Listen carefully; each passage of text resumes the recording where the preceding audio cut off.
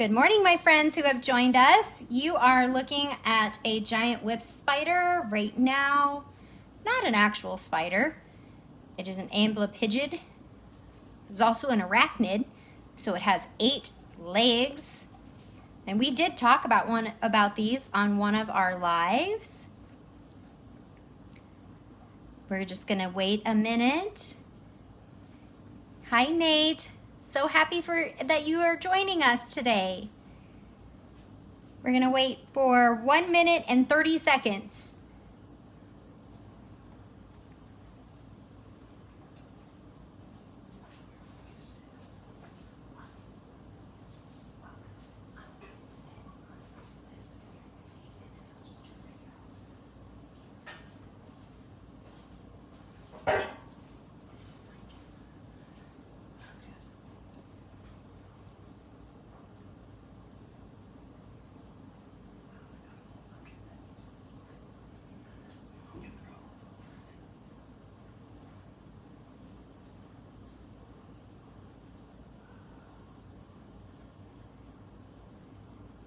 All right, we are gonna get started. I'm gonna get my camera up here and turn it around.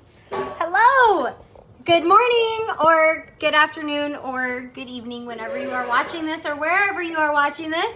My name is Jenny and I run the Insect Zoo at Iowa State University, and I'm also an entomologist. What is an entomologist? An entomologist is a scientist who studies bugs. But as an entomologist, we don't only study bugs. We get to study the largest group of animals on Earth called arthropods. Now, to be an arthropod is something very special.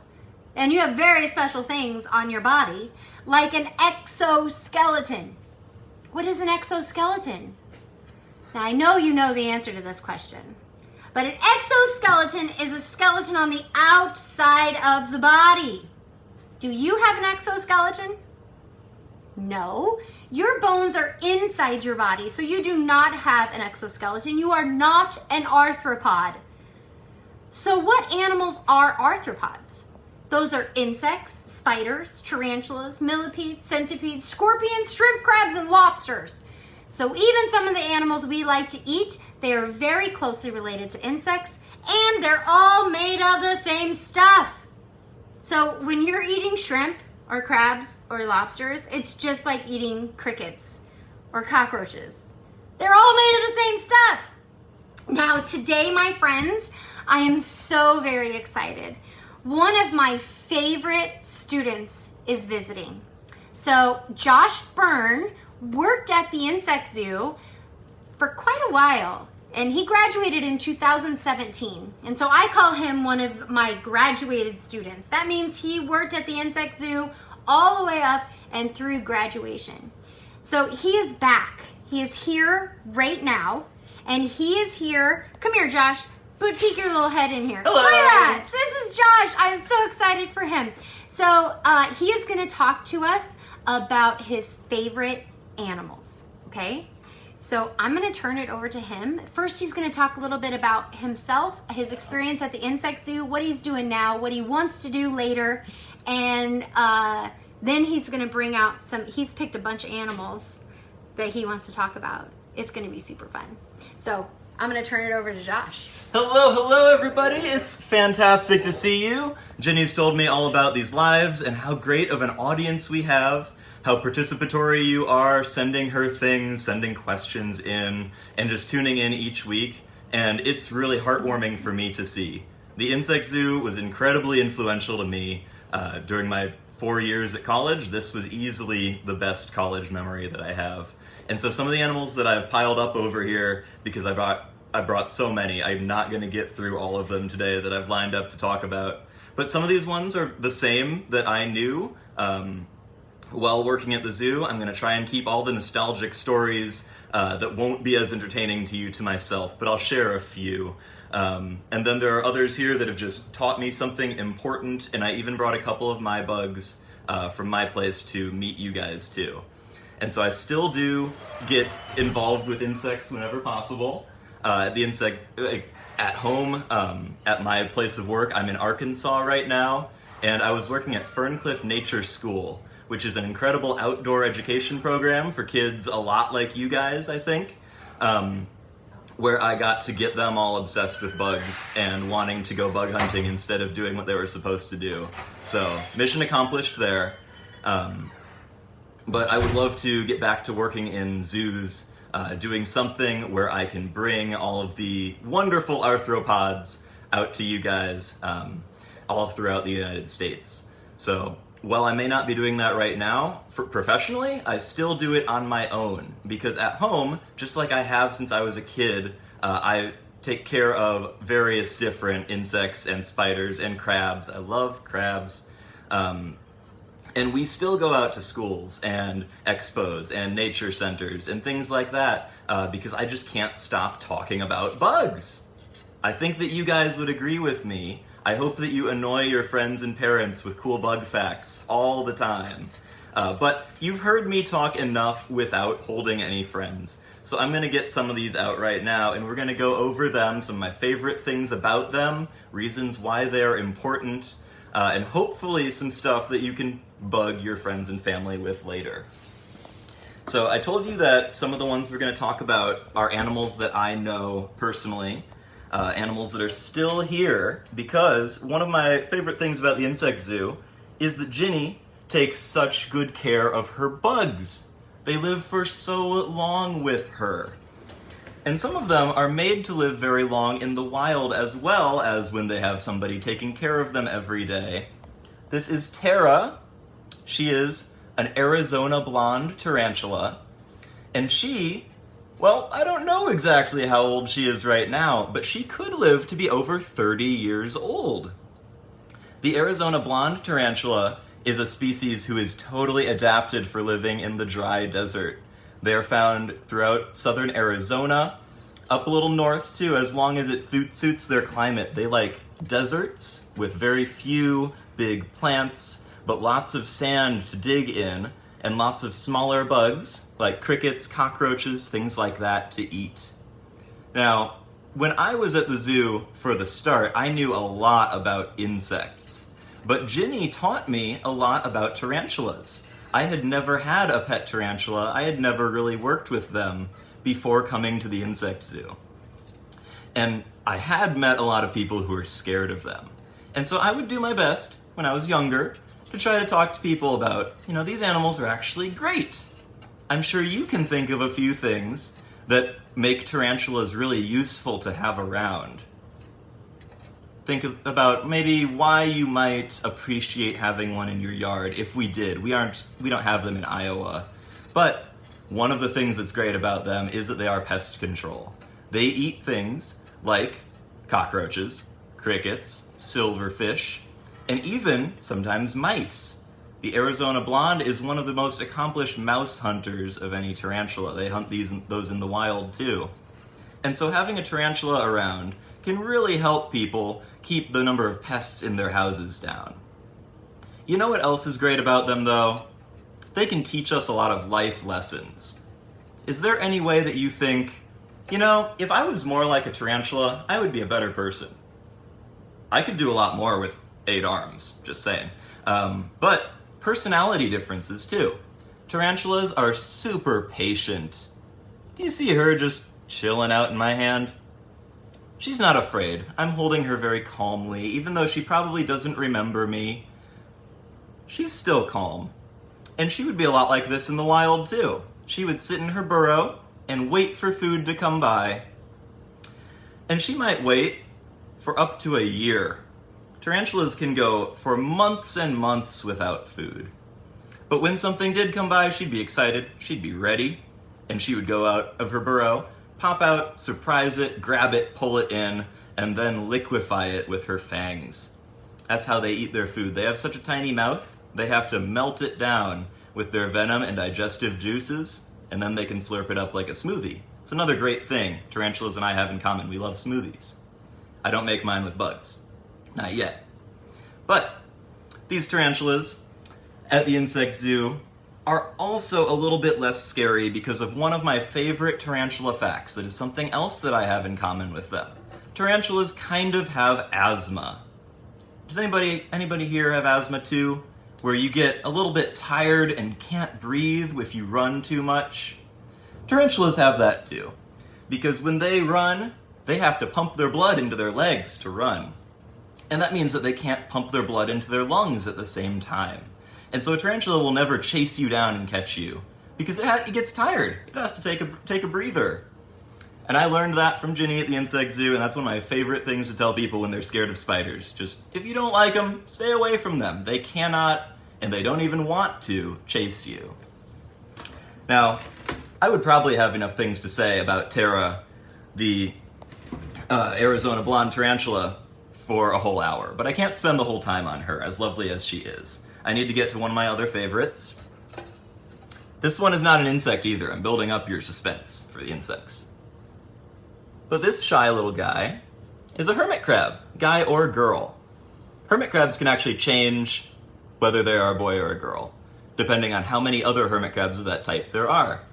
So I don't know what this one is feeling like today. But I became just totally obsessed with crabs a little bit before coming to the Insect Zoo, and I always wanted to bring our crabs even to places where they weren't really appropriate. We'd be talking about roaches at a classroom, and I would think, is there a way that I can fit a crab into here? But I was content because I also love roaches. But the thing that I love the most about them, I think, is their artistic side of existing. They are so weird looking and asymmetrical. Do you see the claws on the hermit crab? Do you see how one is so big and the other one you can barely even see? It's tiny. It's his little hand. Being a hermit crab is a lot like carrying a big tool in one hand and leaving your other hand open to do something with. What do you think they would use that big claw for? What kind of tool would that be like? It could be like a hammer to smash stuff. Hermit crabs can smash the shells of other arthropods with their big claw. I've even seen mine hunt pillbugs and sowbugs to eat. They can also smash open fruit and nuts to get to that meat inside that they eat. And if they're really upset, I'm not going to bother you too much, but you can see how the hermit crab covers its shell with that big claw. They use it like a shield. They hold up their shield and they prevent any other animal from pulling them out of their shell. And if they try, they get pinched. Now, I also love to ask, why do you think the hermit crab isn't pinching me right now? Crabs don't just pinch people for fun. One of the reasons is because he doesn't feel like he's going to fall off my hand. He might pinch to hold on, but as long as I keep him steady and give him places to go explore, to smell all the cool things on my hands with his antennae, he will be fine to not pinch. Another big reason is because I'm moving so slow and safely, so he doesn't feel like he's in danger. And that's one of the things that I love to demonstrate with animals who I don't know. Because I've had my hermit crabs at home for 7 years, and they are tough to take care of. Don't get one as a pet without knowing exactly what to do. But I've had them for 7 years, and I can pick them up and they won't pinch me. But I have never met this hermit crab, and he's still not pinching me. And that is one of the things that I think really helps people understand that just because they look different from us doesn't mean that arthropods want to hurt us. It doesn't mean that they are mean to people. As long as they feel safe, like if you see them outside and you just don't pick them up, don't squeeze them, they aren't going to try to hurt you. But it is important to be aware of your surroundings. Because if you're really close to something like a bee's nest, she might sting to protect her sisters, and I understand that. Thanks, Ginny. You're welcome. She's still here. Also, if you want to, Yeah. you can turn the camera around and then face it down right here, and then you can put the animal here. Ooh, that's a good idea. I am actually okay looking at you guys, because also, if I just want to, if you have any questions, for the chat while we're going, just type your question in and I'll get to that too. If you have anything that I don't cover, because I'm just going to pass over these animals pretty briefly. But now, for the first insect, I want to show you some of my children. Say nice things about them because they are my babies and I love them. These are American giant walking sticks. They are the longest insect in our whole country of North America. And you think they look pretty big. She's as big as my thumb. She is still a little baby girl. She is not full grown yet. She might hit 6 inches long. That's almost as long as my hand. But she's still little. She's still growing. Walking sticks grow up big and strong, eating nothing but leaves. And that's one of the things that makes them really special. Think about you. If you just ate lettuce leaves all day, do you think you'd grow very big and strong? Vegetables are good for you. I'm not trying to say that. But vegetables aren't the only thing that people need. People need lots of different foods, lots of variety. If they do only eat vegetables, they eat lots of different kinds of vegetables. But she has only eaten the leaves of 2 different trees her whole life, and look how big and strong she is. That also means that she turns leaves, which most animals don't want to eat, into a delicious snack for other animals, like things like squirrels, birds, lizards, praying mantises. They all survive because animals like walking sticks turn the plants that they can't eat into delicious snacks that they can eat. And so walking sticks are an important part of the food web in a forest. Do you guys know about the food web? That's the way that all the other animals are connected. Some of them eat each other. Like a hawk is at the top of the food web in a forest. Very few things will hunt a hawk. A walking stick is more toward the bottom because they eat lots of plants, but they get eaten by other animals. Hi, buddy, you want to come out too? This one is the boy, one of the boys. These are some of my babies that I've hatched. When they were first hatched, they were the size of my fingernail. So small and light green. And now that they're older, they're starting to turn different colors. I don't know if you can see him. He has some nice black spots on his body. But when he's full grown, he will have bright red and green stripes on a yellow body to make himself look really handsome for the girls. These walking sticks, though, they can be found in Iowa. We have the longest insect in the country in Iowa. They are not very common here, though, but you might see them if you go to some of our forests, some of our places with lots of big oak trees, lots of big hackberry trees, walnut trees. They love tall, deciduous forests, and you usually won't see them because they're in the tops of the trees. And even if they're in the bottom, they look like a stick, so you usually won't see them either. But when I was a kid, I really felt like I was an entomologist. The first time that I saw a walking stick in the wild, I managed to pick it out from a bush as we were going on a hike with my dad. And from then on, I got a lot better at finding them in the wild. Now, I just want to mention a little thing quickly because this is something else that's important to me. So I told you that I take care of a lot of bugs at home as my pets. Even though I don't work at the Insect Zoo and get paid for it, I still like to do it because it's fun. But something else that's important, besides just knowing what to do if you get a pet, like I said with the hermit crab, you also want to make sure that any pets that you get aren't going to hurt the animals in the wild. And so with my walking sticks, nobody really sells these in a pet store. It's hard for me to find them from somebody else. So I did catch their parents outside in a forest. I didn't catch them from a place and take all of them. I just caught a couple. Hey Tad, good to see you again. I just caught a couple. And then I took such good care of them because I had learned what to do when I got them that they had babies. And now I have more giant walking stick babies than I know what to do with. So I might be trying to see if I can send some to anybody next year because they have lots and lots of babies. But enough about them. Time to get back to some of our Insect Zoo bugs. Oh, it's a whole thing full of bugs. Now I can put these all together because they are all plant eaters and they don't get mad at each other for hanging out. And I'm going to see how many of these I can show you today. You're riding her again! Oh, yay! Okay, so guys, I don't know why he's doing this again, but we have a little daredevil on our hands. You know how people like to go for bull rides sometimes? People who don't care about if they get injured? Well, this hissing cockroach seems to feel the same way. Because this is the second time that he's gotten onto the back of our giant Middle Asian walking stick in just like half an hour. So we're just going to talk about them together. Now, do you see anything that they have in common? They're very different looking insects, aren't they?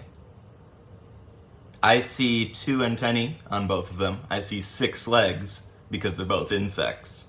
And they're both covered in an exoskeleton, aren't they? These 2 animals both have very thick exoskeletons. In fact, they're so thick that for the hissing cockroach, there are a lot of bugs at the insect zoo that wouldn't even be able to eat them. Even some big, strong things like praying mantises. Their exoskeletons are so strong they can hunker down and just tuck in their legs like a turtle, and those bugs can't even pull them off the ground or break through their shell. Now, the walking stick, her shell is very strong too, but she also has spikes to protect herself. Because if you were a bird and you saw a big walking stick like this, you would see that and think, ooh, that could feed my babies for a whole day. And birds eat a lot. But this walking stick, she really doesn't want to get eaten. She would prefer that didn't happen to her. And so she has strong thorns on her legs and even on her body that make her very well protected. When I was at the insect zoo and we got these walking sticks for the first time, I was so pumped because I'd seen pictures of them as a kid. I'd seen them at zoos. I always wanted to take care of them. And so the first thing that I did was I got one of the big females like this, one of the big adults, put her on my face, and then learned that they have spikes on their belly too. And it was not comfortable, but it made a great picture. Now, these walking sticks, I find that they are very good for people to meet as one of their first bugs.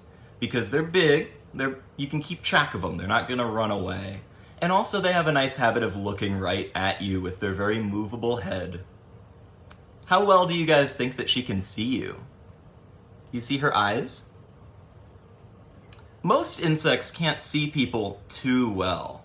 They have compound eyes with lots of different lenses, which means that they see things in lots of different colors.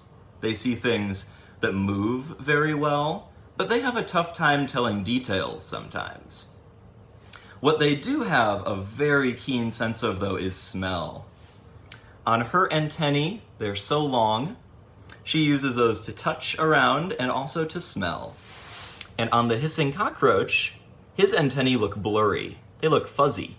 You can see a little ring around them, like that orange fuzz when it goes over my eye or another dark part. And each of those little fuzzy hairs are for smelling. The hissing cockroach can smell so well that they can even learn the difference between people based on their smell. When I used to have pet hissing cockroaches, because I had them at home for years and years before I brought them to the insect zoo, and they joined the colony here. My hissing cockroaches knew the difference between me and any of my brothers and sisters. And so my sisters liked to play a game where they would sit over the hissing cockroach tank, reach in and poke one of them, and he would hiss because he was upset that someone other than me was touching them. But the other hissing cockroaches would think, oh, are you hissing at me? And then they'd get in a fight, and they'd just all push each other around. And once they calmed down and realized they weren't hissing at each other, she'd reach in and poke them again, and they'd all get in a fight, and she'd just laugh. But whenever I picked them up, they wouldn't hiss anymore, because they could smell that I was a different person, I was the one who brought them food, and they would be okay with that. So he's doing a great job of riding on her. She doesn't even seem to notice. I'm gonna set them back in before he starts to run around, because holding 2 big bugs at once can be a very tough thing to do. And I'm gonna get out another cockroach, because cockroaches are so special that I can talk about all of them forever. Ginny knows this. I'm sure she's rolling her eyes. No, I love it. I did once do a presentation all about cockroaches while I was at the zoo, and it was so fun. This old lady is a giant peppered cockroach. She is actually the heaviest winged cockroach. She can't fly very well. The females, they usually like to stay on the ground. They can only really glide or use their wings to turn themselves over if they fall on their backs. But the boys are great flyers when it's warm. Why do you guys think they would fly so well when it's warm but not when it's cold? Does that remind you of any other animal? Well, insects, they don't get their own body heat from just being alive. Like us, when we go outside in the cold Iowa winters, which I don't have to deal with anymore in Arkansas, when we go outside in the cold, we can keep our bodies warm. But if a bug goes outside in the cold, they don't get warm. They stay the same temperature as they are outside. They are called ectotherms. And ectotherms like to live where it's warm all the time when they can. And so this tropical cockroach, she is from South and Central America. Because she lives where it's so warm all the time in nature, she can grow so big and live for years and years because she doesn't have to worry about spending the winter somewhere safe or hibernating where it's cold. Now, the other great thing about cockroaches, besides just how stinking cute they are, the other great thing about them is the things that they eat. Now, you can raise your hand and blurt out a food, and it's probably something that a cockroach somewhere will eat. But cockroaches love to eat things that are gross and nasty. They like to eat animal dung, poop. They like to eat dead animals. They like to eat the fruit that's been in the back of the fridge that you haven't eaten because you forgot about it, and it's all stinky and sticky. They'll eat that up. That's how I use my fruit that isn't, good to eat anymore at home. I just give it to the roaches. And because they eat those things, germs don't grow on them, and other animals don't get sick from them. So the cockroaches being around and cleaning up all that garbage, that helps other animals to not get sick. And so I'm really thankful to all these cockroaches. Even though we don't necessarily want them in our houses, we do want them outside. And most cockroaches don't want to get in our houses. Giant peppered roach, I would know. I've had some escape before. They don't do very well in our houses. I had some escape one time, and I found them later, like a week later, crawling around in the kitchen, looking so hungry, just looking like they missed their dad, wanted to be back in the cage, because they don't do very well in our houses. So I'm going to set her back in. We're going to shift gears for a little bit and pick out something. Now, you guys are pros. You are professionals. You have been watching bugs for so long with the Insect Zoo Live. You know all about what makes an insect, right? How many legs? 6. How many antennae? 2. What's on their body? An exoskeleton. Now, when I'm in Arkansas and I go out to schools and talk to people, they don't have the benefit of the insect zoo here all the time. They don't know what makes an insect. And so I like to surprise them when we're out talking. I'll talk about my walking sticks, I'll talk about my mantises, I'll say what an insect is, and then I'll grab something else, which I'm about to show you, and ask them if it's an insect or not. And a lot of them don't know. Do you guys know? Do you know if this squishy little friend is an insect? I shouldn't say little. It's massive. Well, believe it or not, this is still an insect, even though it is very squishy and soft. This Hercules beetle grub, this is a Hercules, right? This is okay, great. This is actually one from the elephant beetle. I picked up a different container. This is an elephant beetle grub, Megasoma, which means huge body, and it's very accurate.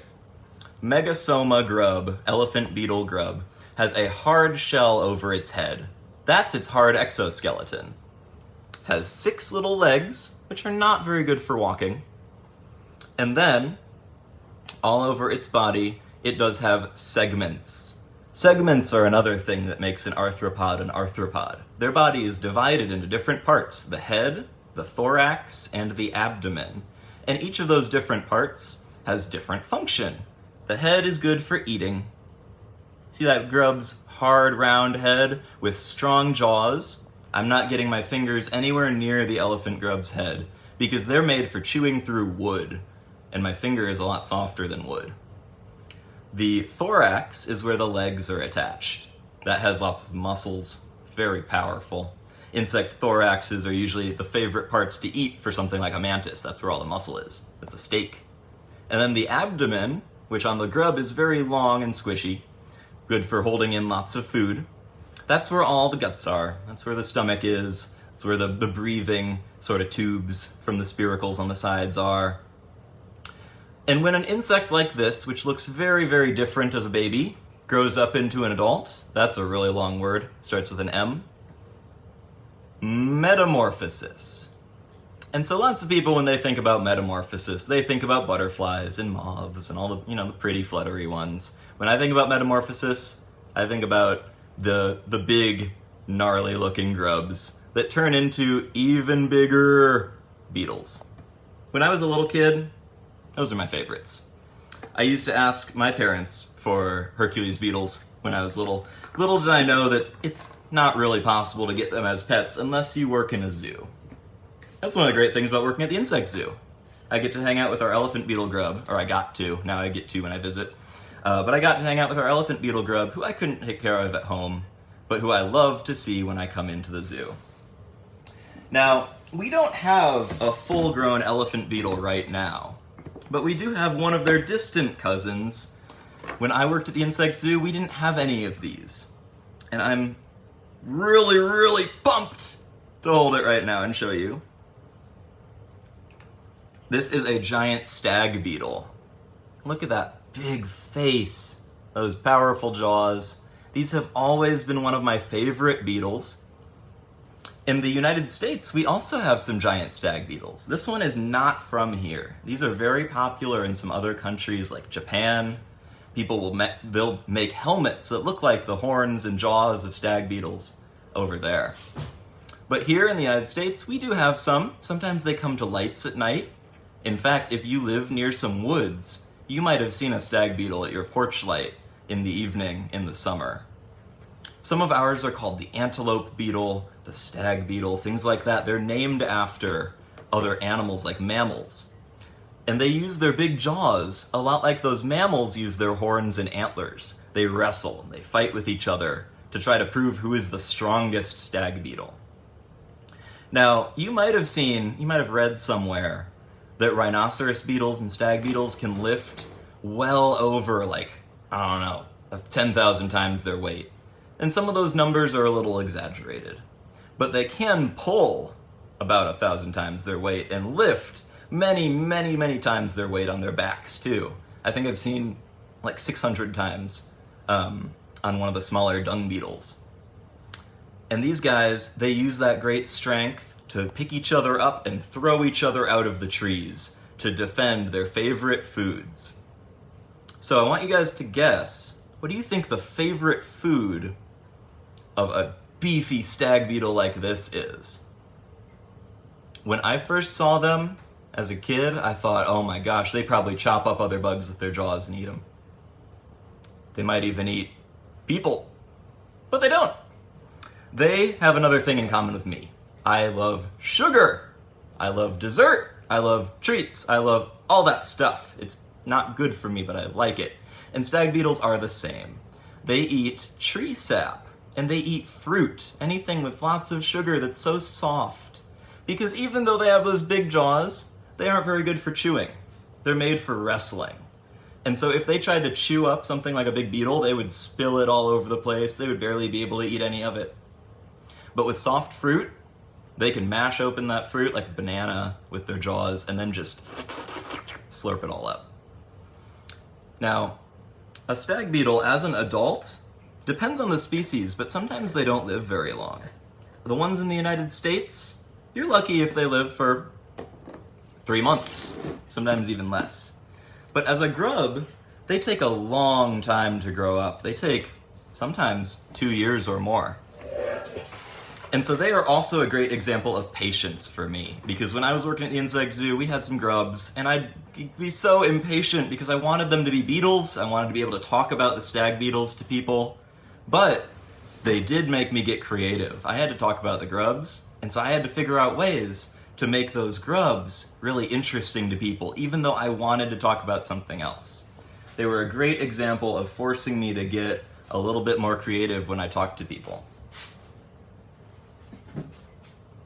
Now, we're gonna have a little comeback here from our opening scene with the whip spider. Oh, hi, you got off the bark. Yeah, let's get on my hand. These are ones who do not come out super often because they are so fast. But I'm gonna try and move really slow. And if it does run away, Ginny's right here to help me. But as long as I keep my hand vertical like this, the whip spider will probably just perch and sit still. Now this one, like she said originally, is an arachnid. It has 8 legs and 2 body segments. That's what makes it an arachnid. Now, arachnids don't have any antennae, but do you see the very long, wiggly front legs of the whip spider? Those are basically their version of antennae. They have gone to the dollar store and picked up something which is not the same brand, but it's good enough. And they use their antennae as they walk around, tap, tap, tap, right in front. And with those front legs, they can actually detect, smell, and touch, just like an insect's antennae. They use them to hunt.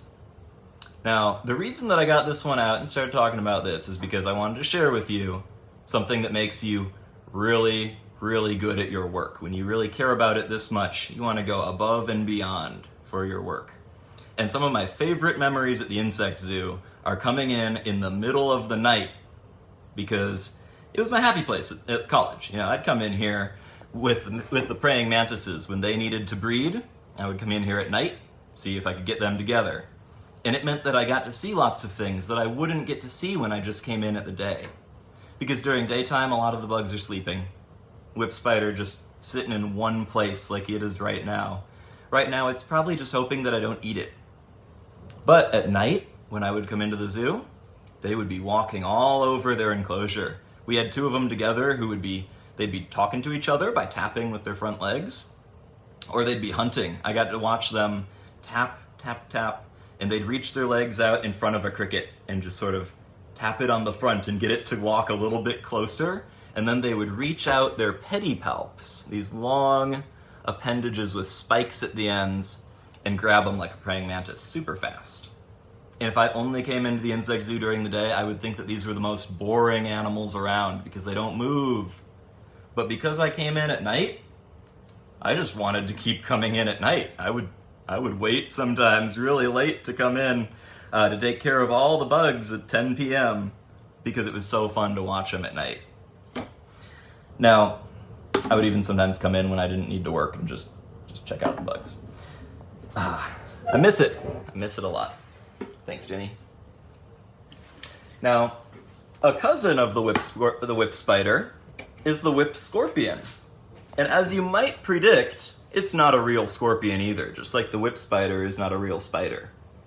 This is another very alien-looking animal. They also have long front legs. Theirs aren't quite as crazy long. The whip scorpion is more of a desert animal, too. Whereas the whip spider likes to live where it's very humid in the rainforest, the whip scorpion can be found in Arizona and Texas, sometimes Florida. There are a few that like it humid. But in general, they live in the desert. They've got a thick exoskeleton to hold in water to keep them safe when it's so warm and dry. And they tend to catch their food by digging. Another thing that I got to see at the Insect Zoo that I will never forget is putting in another bug, a cockroach, to feed one of the whip scorpions. And it burrowed underground, and so I thought, okay, I'm going to have to get that out and replace it with a cricket, because there's no way that whip scorpion's going to be able to dig it up faster than the cockroach can dig. But the whip scorpion walked over to where the cockroach had burrowed and used its front legs like a metal detector. It waved them over the dirt until it found the exact spot, because it could smell it even underground. And then it used its claws to dig up the cockroach so quickly, oops, sorry buddy, that the cockroach couldn't even dig away fast enough, and pulled it out and ate it. And I was really impressed. I gained a new level of respect for these guys. Now, do you think they look a little scary? Do you think that I would really want to avoid getting stung or bitten by a whip scorpion?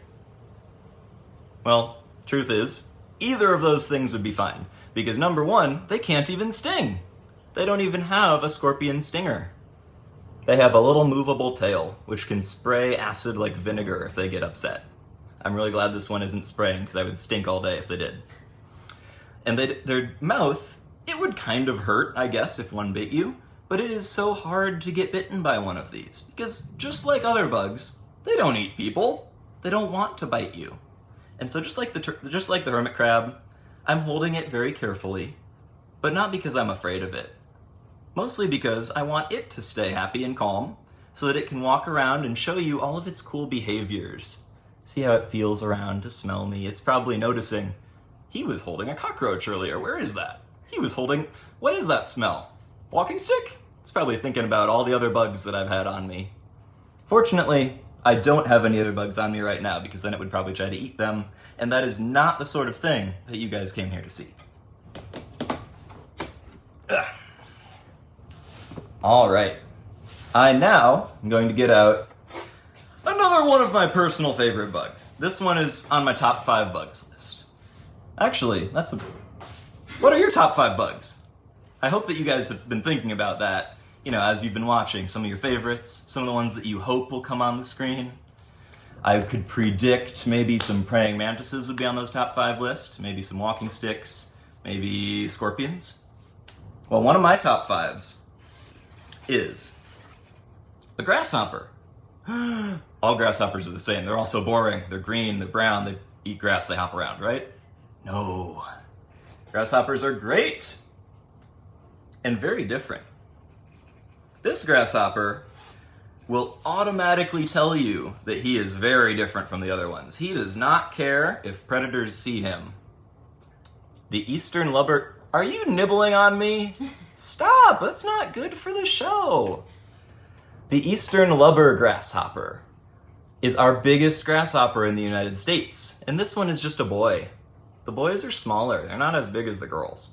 But the girls were busy. They were getting, laying eggs and stuff, so I didn't get them out. But the boy, he's still a very big, respectable, sized, strong lad. And he is bright yellow and black and red. Can you think of any other animals bright yellow and black and red? Maybe bees? Maybe coral snakes? Maybe some bright, dangerous coral in the ocean you don't want to step on? Well, they all have reasons for being that color.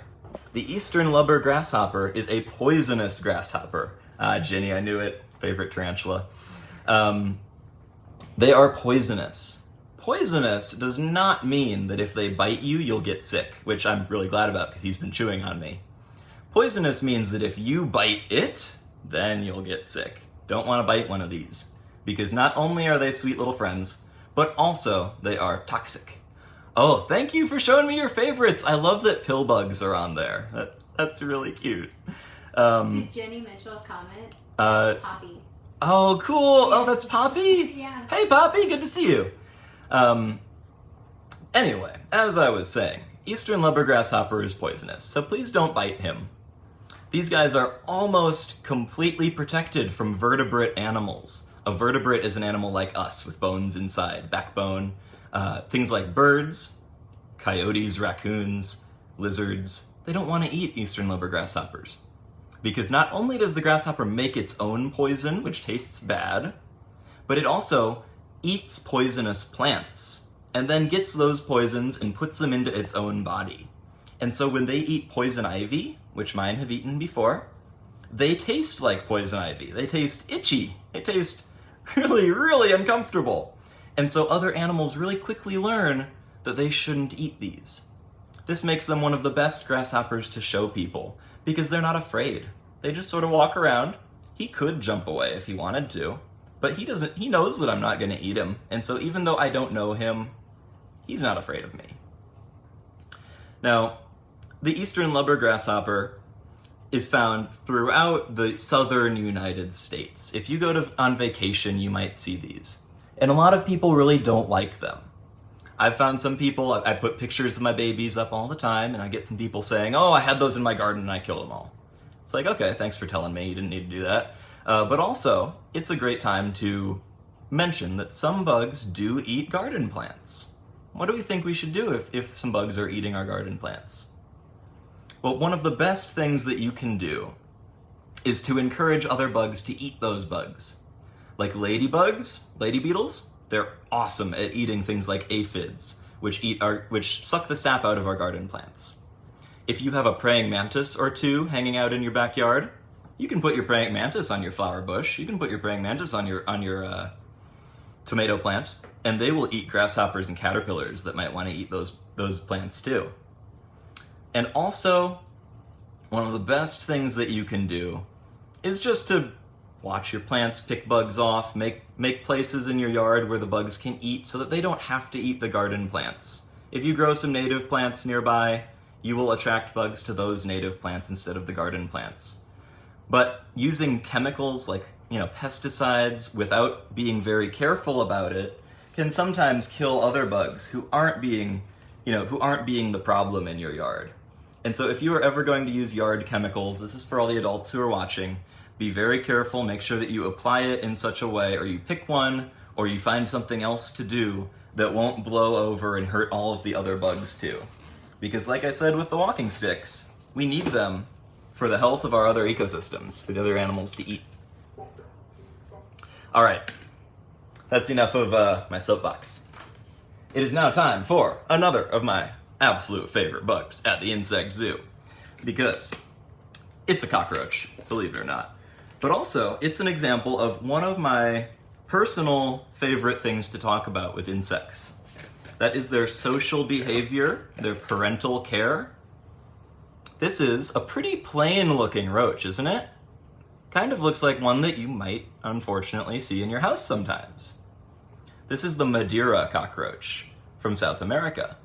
And I think they're pretty. They have this sort of, light brown, sort of silvery gold sheen on their back. They have some nice stripes. But the Madeira cockroach overall looks pretty plain. Oh, hi! And they can't fly very well. And so when I have them out at the Insect Zoo, people will walk by and they'll look at Stag Beetle, Tarantula, walking stick, and they'll be so amazed. And then they'll see the cockroach and they'll go, oh, look at that. And then they'll go over, crab. But the cockroach is one that I sometimes stop people at. I'm so sorry. Because they have some great behaviors. Even though they don't look amazing, it's the way that they act which is amazing. The Madeira cockroach is great at taking care of its babies. A lot of cockroaches don't lay eggs. They keep their eggs inside of them.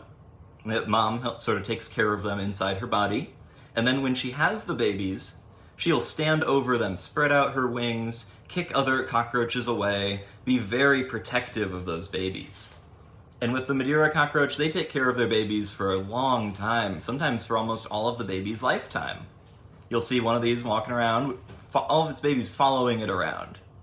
Now, in our colony at the Insect Zoo, they don't do this as much because they live in a very safe place. And I think the moms realize, I don't have to protect my babies because nothing ever really eats us.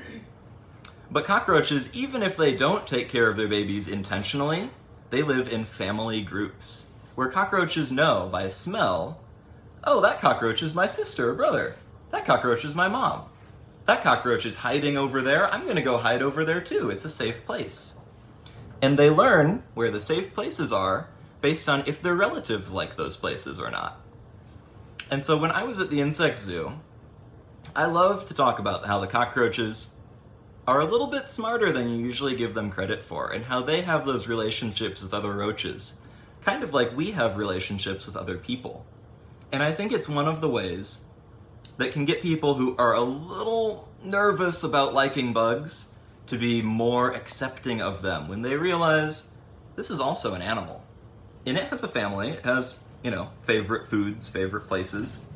And even though it has a tiny brain and it doesn't think about the same things we do, it's still worthy of the same kind of respect.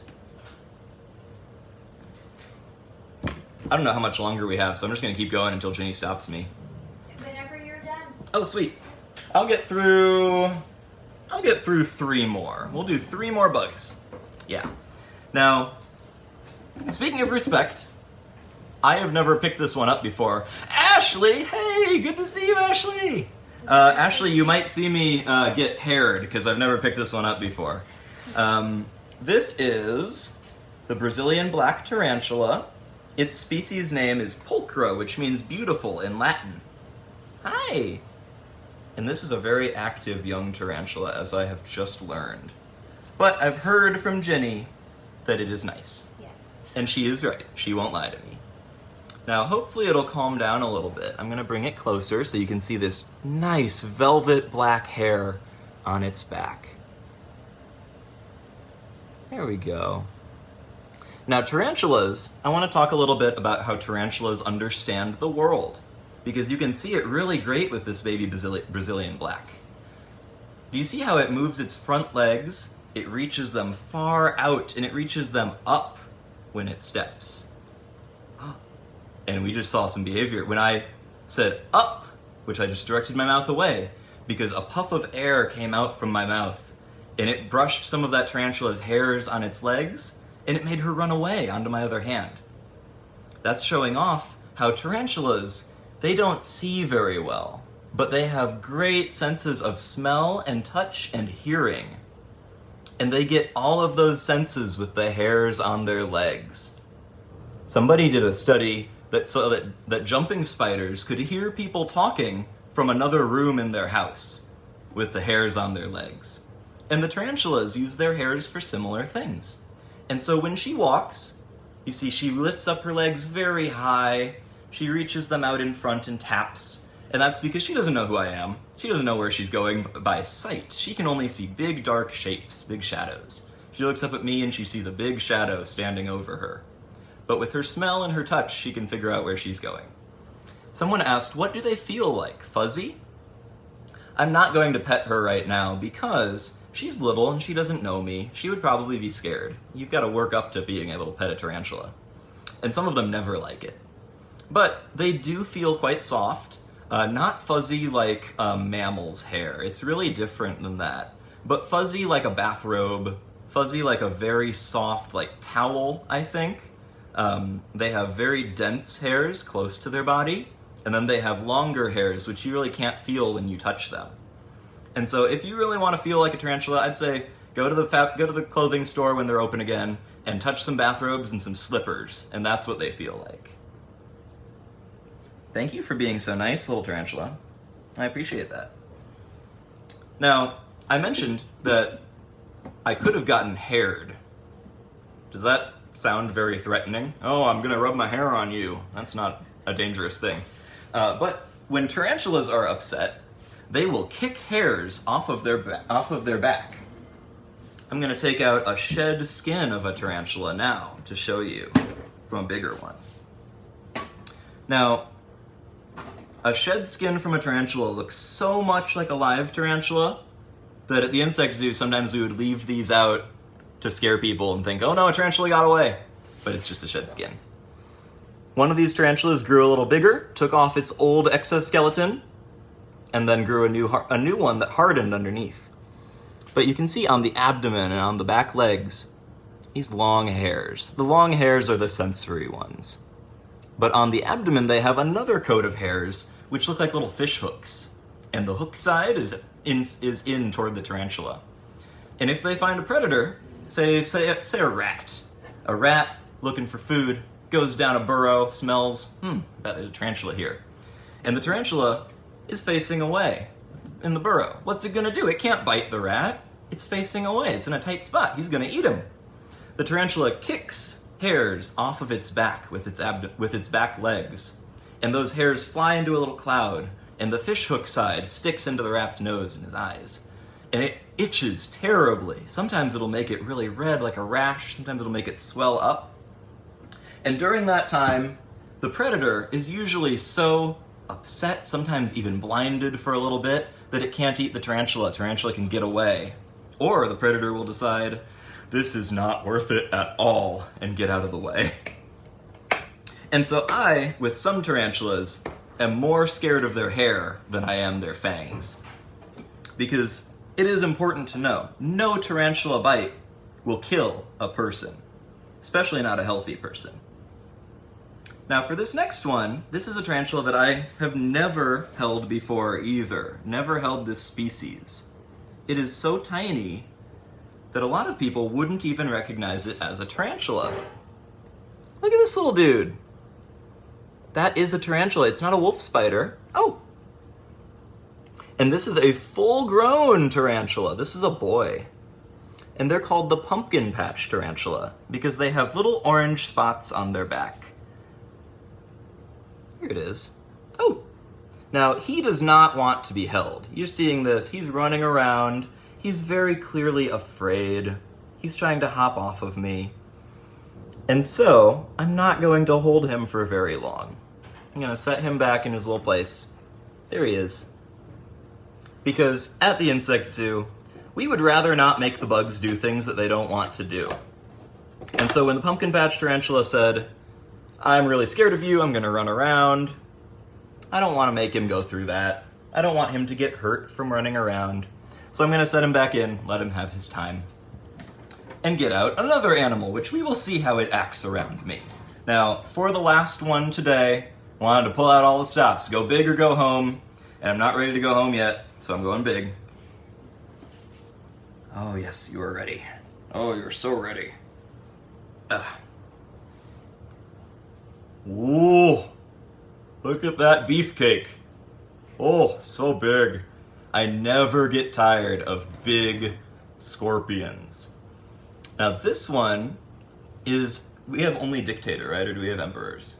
We have one emperor. We have one emperor. Is this that emperor? No, that's an Asian forest. Oh, this one's a Pandinus from the claws. Oh roll. yeah, you're right. Yeah, it's labeled different. Anyway, this one is... So that's a red clawed. Oh, this is a red claw! Oh, I am making a mistake by holding it. We'll see if it pinches me. Red-clawed emperor scorpions are usually a little bit worse tempered than the usual emperor scorpions. And it does, now that I look at it, it does have reddish glow to its claws. Isn't that pretty? Now, the emperor scorpions are so named because they are the biggest scorpions around. They're not the longest, but they are easily the heaviest and bulkiest. These scorpions use their claws for all sorts of things, kind of like the hermit crab. Their claws are tools. If you had big claws on your hands, what would you do with them? Pinch people is probably one of the top answers. That'd be fun. But a lot of people wouldn't like it. These scorpions use their claws like shovels. They dig deep burrows. They also use their claws to catch and tear apart and crush their food, which can be everything from small snakes and lizards and mice to other bugs, even hard-shelled ones like beetles and cockroaches. The scorpion really there isn't much that it won't eat, but they are still very shy animals. Scorpions, they love to hide in their burrows. They like to make it comfortable. They'll dig out a narrow burrow, they'll make a big chamber at the bottom, they'll dig a couple of exits. Oh, we want to know how long they live. Well, they can spend so long working on their homes because they live a long time too. These scorpions, they often live 8 to 10 years, maybe even more. Now, when these scorpions build their tunnels and stay in there for most of the time, they are also unique because unlike most scorpions, which will see another scorpion and eat it, the emperor scorpions will sometimes live as a family. They'll raise their babies, which ride on the mom's back for the first couple months of their lives. And then after that, sometimes she'll kick them out. She'll say, hey guys, I've got other things to do. You're big enough, you can go. Sometimes she'll spend a while feeding them too. She'll catch food and tear off pieces of it and hand it to each of the babies. I've even gotten to watch that at the insect zoo once. And sometimes the babies all decide, mom's burrow's great. We're going to stay here a long time. And so in the tropical forests of Africa where they are from, sometimes people will see big families of scorpions living among the roots of one tree that are all siblings because they've just grown up there and stayed. Now, at the insect zoo, we still usually keep them by themselves because we don't want them to get into a fight and we don't have a whole tree where they can build their tunnels underground.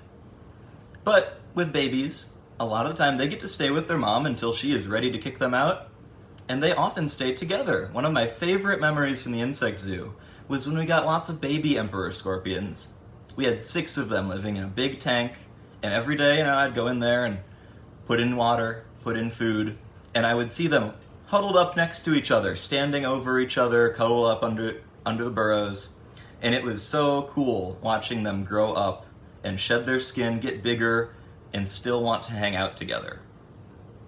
Now, the pinch from the emperor scorpion hurts about as much as its sting does. Their venom is not very strong, because it doesn't have to be, because their claws are so powerful. With scorpions, most of the time, a sting from a little scorpion will hurt more than a sting from a big species, because the size of the claws is a good way to tell about how strong the scorpion's venom is. But with any rule like that, there are also exceptions. We have some desert hairy scorpions who have pretty big claws, and also a big painful sting. And so, with scorpions, really the best way to behave around them is to try to not get stung at all. Now, the reason I'm picking this one up is because it's with the Insect Zoo. I'm pretty confident that she knows people pretty well. If I saw a wild scorpion, say I was on vacation, and I was down in Texas, and I turned over a rock and found a wild scorpion, I would definitely not want to pick that up just like I'm doing with this, because it would be super scared. It would probably sting me, as it would have every right to do. And so as I leave you guys for today, I hope you find so many insects and spiders this summer. If you go on vacation, I hope you find cool stuff where you go. If you stay here in Iowa, there are so many great bugs out in the fields, out in the forests, and even right by your houses.